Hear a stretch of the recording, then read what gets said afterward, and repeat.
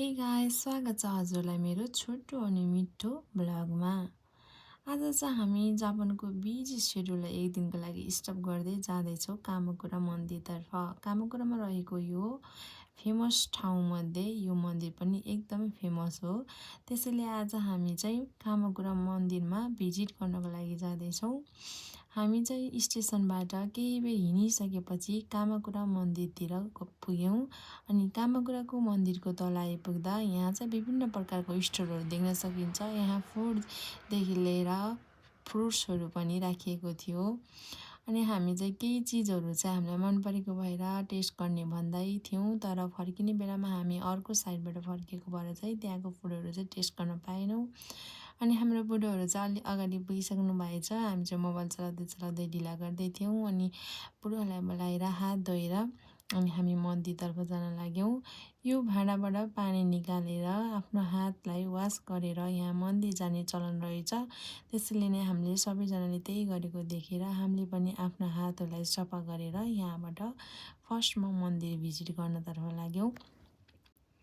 जापानमा रहेको मन्दिर र नेपालको लुम्बिनीमा रहेको बुद्धको मन्दिरहरू एउटै लाग्ने भएको भएर होला मलाई चाहिँ यहाँ आयो भने नेपाल गएको जस्तै महसुस हुन्छ।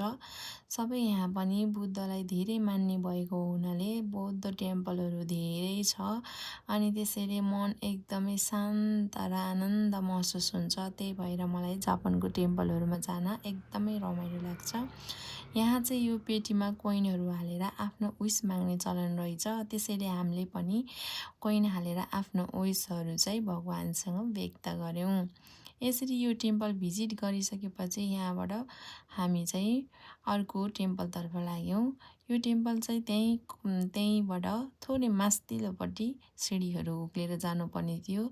यो चाहिँ यहाँको मेन मन्दिर हो। यो भित्रको दृश्यहरू एकदमै राम्रो र रमणीय थियो। एकदमै आनन्द आउने, तर त्यहाँभित्र चाहिँ फोटो तथा भिडियोहरू गर्न नपाउने भएको भएर मैले चाहिँ त्यसको दृश्यहरू चाहिँ क्यामेरामा क्याप्चर गर्न पाइनँ। तर मेरो मनमा र यादमा भने त्यहाँको दृश्यहरू अझै पनि याद छ। एकदमै रमाइलो थियो त्यहाँको दृश्य, शान्त पार्ने, मनलाई एकदम शीतल बनाउने। अनि यहाँबाट हामी मन्दिर भिजिट गरेर दर्शन गरिसकेपछि हामी यहाँबाट फर्किएर त्यहाँ नजिकै रहेको ब्याम्बो फरेस्टमा पनि गयौँ। ब्याम्बो फरेस्टमा टिकट काटेर भित्र छिरेर केही बेरसम्म ब्याम्बो फरेस्ट भिजिट गरिसकेपछि हामी पनि यहाँबाट घर फर्क्यौँ। आजको लागि चाहिँ यति नै गाइस, फेरि भेटौँला, बाई बाई।